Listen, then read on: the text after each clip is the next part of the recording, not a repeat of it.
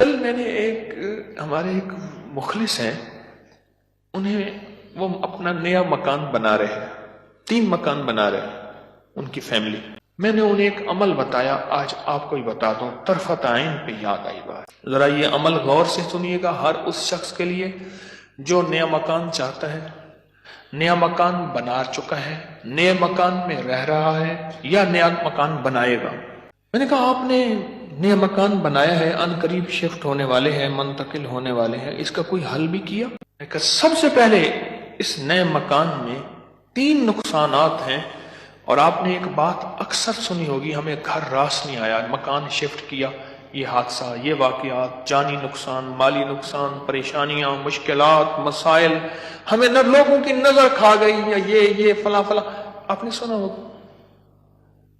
آج میں اس کا راز بتاتا ہوں، یہ ہمیشہ راز یاد رکھیے گا، اور میری یہ بات ضرور پھیلائیے گا، بتائیے گا، لوگوں کا نفع ہو جائے گا، بھلا ہو جائے گا۔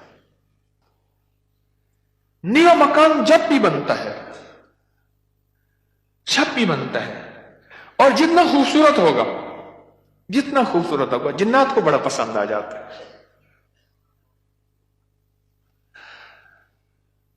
اب میں ایک صاحب نے مجھے ایک بات بتائی، وہ بات میں انہی کی زبان میں سناؤں گا، آپ وہ بات کی چاشنی بھی لے لیں، پھر میں بات مختصر کر کے بتاؤں گا۔ اما بالا کو قرآن پڑھیں دیا، یہاں تک سمجھ آئے گا؟ بچوں کو قرآن پڑھاتی تھی اما۔ تو ہم نے نیا مکان بنایا،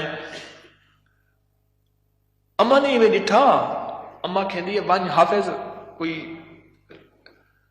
درخت دی ساوی لکڑ بھانا، چمک بھانا، شاخ توڑ کے لیا تازہ، اما تازہ چاک لو کے اوپر چڑھ گئی، نیت دی مار پوے، خدا خراب کر رہے، گلو سڑو، میرا گھر تک نظر یہاں، نکلو اتوں، نکلو۔ ارے اما ایسی دیواروں کو مار رہی، ایسی ہم نے کہا یہ پتا تھا اما کے پاس جنات بھی پڑھتے ہیں، آتے بھی ہیں، اما جنات کا دم بھی کرتی ہے، ہدیے کھانے وغیرہ بہت آتے تھے ان کے گھر۔ میں نے بھی اما کو دیکھا ہوا تھا، وہ میری نانی اما کی بہن بنی ہوئی تھی، ایک دوسرے کو ہدیہ دینے لینے کرنے۔ نانی اما کی طرف سے ہدیہ تھوڑے جاتے تھے، ادھر سے زیادہ جاتے تھے، کہ نانی اما کی جیب سے جاتے تھے، ادھر سے ہدیہ آتے تھے، تو اتنے ہوتے تھے کہ وہ تقسیم ہوتے تھے۔ تو کہ نانی اما، میری اما نے نا مار مور کے ہانپتی کانپتی اما آ گئی، کہہ رہے بس نکل گئے۔ اما کیا ہے؟ کہہ رہے نیا مکان بنایا، ان کو اچھا لگا، گزرے جا رہے تھے، اوپر جو سیڑھیوں کی بمٹی تھی وہاں جا کے انہوں نے اپنا ٹھکانہ لگا دیا، مٹی لینے پہ ہاں اپنا سامان لگا رہے تھے، تو مجھے نظر آ گئے، نکال کے آئی ہوں۔ اچھا یہ ایک نہیں، کئی واقعات ہیں۔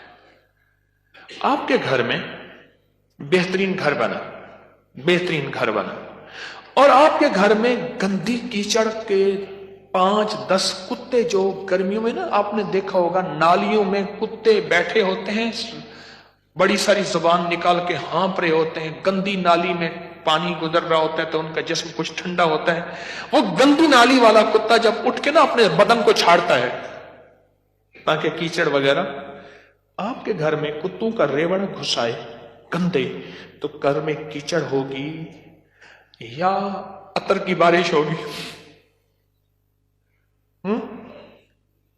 بدبو، غلاظت، نجاست، خباثت، یہی کچھ ہوگا، اور کیا ہوگا؟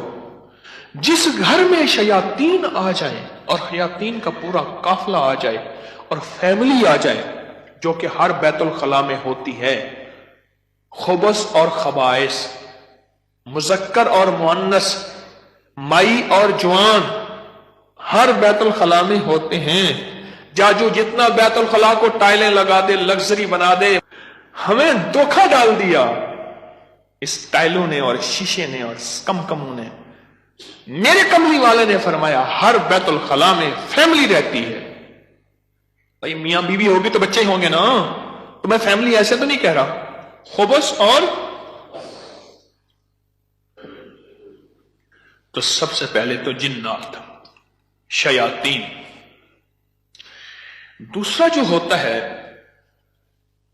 جو روگ لگتا ہے، دوسرا جو روگ لگتا ہے وہ خود مزدوروں اور لیبر کا روگ لگتا ہے۔ غور سے سنیے گا، کتابوں میں لکھا ہے اپنے دھوئیں سے اپنے پڑوسی کو تکلیف نہ دو۔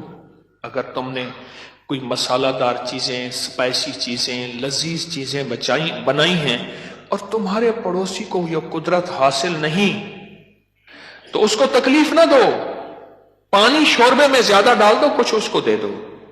اور کتابوں میں یہاں تک لکھا ہے کہ پھلوں کے چیزوں کے چھلکوں سے پڑوسی کو تکلیف نہ دو۔ اگر کوئی اچھی اعلیٰ چیزیں کھائی ہیں تو اپنے پڑوسی کے گھر سے دور رکھو، اس بیچارے کو تکلیف ہوگی کہ اللہ میری جیب میں بھی ہوتا میں بھی کھاتا۔ یہ جو غریب لیبر آتی ہے، لیبر تو غریب ہی ہوگی نا، مستری مزدور، ان کی نظر کھا جاتی ہے، ان کی نظر کھا جاتی ہے۔ میں نے بکریاں رکھی، 8 بکریاں تو ذبح ہو گئی اور لیبر کھا گئی، 9ویں جو ہے آخر حرام ہو گئی، اور چھری کے نیچے بھی نہیں آئی۔ میں نے کہا نکالو یہاں سے بکریاں، 8 تو چھری کے نیچے آئی اور 9ویں جو ہے وہ خود حرام ہو گئی۔ اور تیسری اور آخری چیز، یہ میں آپ کو کہتا نا گھر راس نہیں آیا، یہ میرے پاس بہت واقعات آتے ہیں۔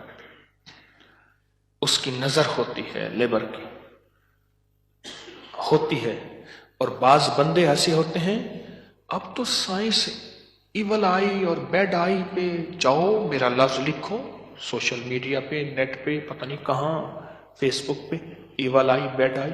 اب تو پوری دنیا کی سائنس نظر بد پہ پاگل ہو چکی ہے۔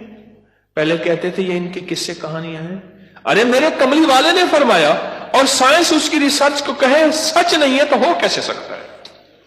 ہو کیسے سکتا ہے؟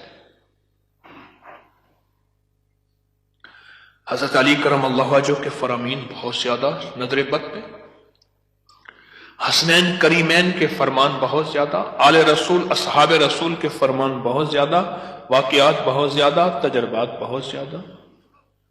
اور تیسری اور آخری چیز انہیں میں نے بتائی کہ بعض اوقات ہم اپنے رزق حلال سے کسی سے سامان لیتے ہیں اور اس کا رزق مشکوک ہوتا ہے، اس نے کاروبار مشکوک رزق سے کیا ہوا ہے، اس سے میٹیریل لے رہے۔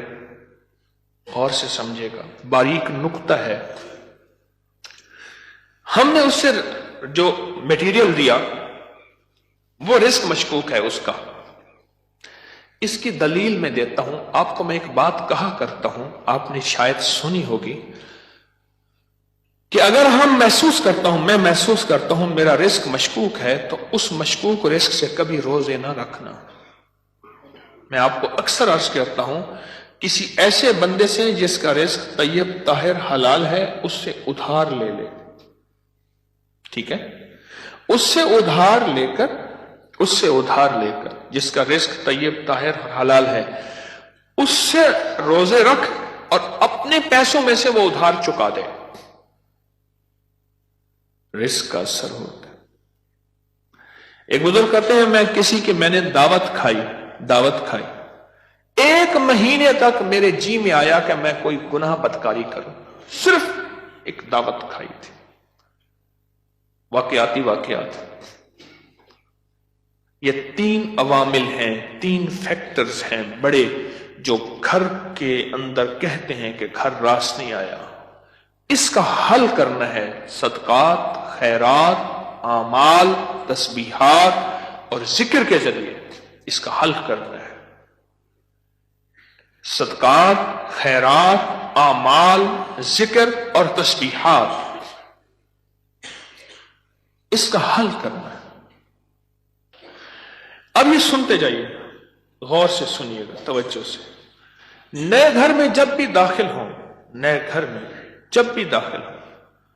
سب سے پہلے تو یہ سوچیں کہ میں گھر کس رزق سے بنا رہا۔ یاد رکھیے گا، مشکوک رزق، یا آپ نے ایسا موضوع چھیڑ دیا کہ اس موضوع کو مجھے کچھ بتانا پڑے گا۔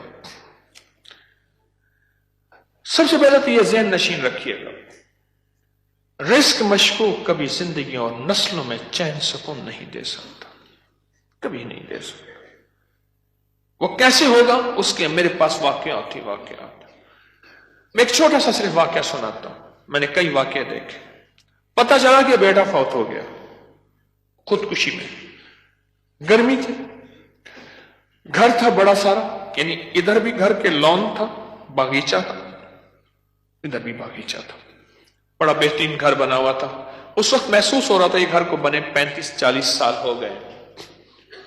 چارپائی جب پڑی تھی تو ہمارے ہوتے ہوئے دھوپ آ گئی، تو چارپائی کو میں نے گھسیٹا اور ایک بیل تھی بڑی خوبصورت، اس کے نیچے لے گئے.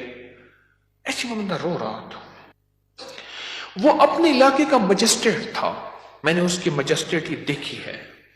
بٹھے والے کو حکم تھا کہ اتنی اینٹیں پہنچانی ہے ورنہ بٹھا کسی شکایت کی وجہ سے سیل ہو جائے گا. سیمنٹ والے کے ذمے تھے کہ اتنی سیمنٹ کی بوریاں پہنچانی ہے ورنہ تو 2 نمبر سیمنٹ بیچ رہا، تجھ پہ آبجیکشن لگ جائے گا. ریت والے، اینٹ والے، ہر میٹیریل والے کے ذمے تھا کہ تو نے پہنچانا ہے. بہترین مکان بنا، بہترین مکان بنا. اس گھر میں رہا اور کبھی سکھ کا سانس نہ لے سکا. بیوی مر گئی، بیٹا اڑ گیا کہ میں نے ماں کو گھر میں دفن کرنا ہے.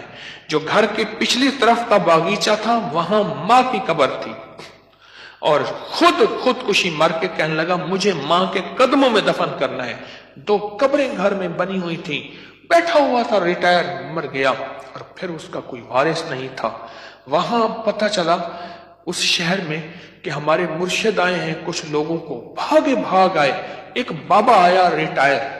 تو میں نے کہا بابا جی مرشد بس میرے گھر چلیں، دعا کر دیں، کھانا کھا لیں. میں نے کہا کس لیے؟ میری دعائیں ہوں گی.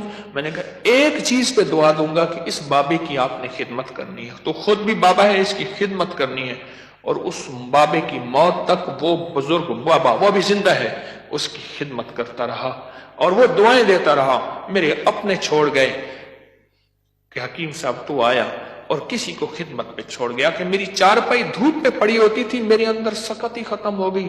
ایک بڑھاپے نے مارا، دوسرا غموں نے مارا. بڑا لمبا واقعہ ہے. سب سے پہلے رزق حلال نسلوں کے لیے راحت ہے. اور دوسری چیز ہمارے ایک جاننے والے ہیں، ان کی زندگی میں مسائل ہی مسائل ہیں، مشکلات ہیں، غم ہی غم ہیں. اس غم کو وجہ الیکٹریشین آیا، تھوڑا سا کام کیا، اس کا ہاں تجھے پیسے دوں گا. بجلی والے کا، پلمبری والے کا، مرمت والے کا، کوئی کام ہے، دھوبی کا، فلاں کا فلاں، اس نے کہا پیسے دوں گا. اور اگر اس نے پیسوں کا اصرار کیا تو اس کو دھمکایا، ڈرایا. چھوٹے چھوٹے لوگوں کے پیسے کھاتا گیا. نسلوں میں غربت، تنگ دستی نے گھیر لیا. اب مجھ سے اعمال پوچھتے ہیں، اور رزق وہ ہوا جو کالا ہوا، دھن کالا ہوا، اور جس میں غریبوں کی آہیں ہوئیں.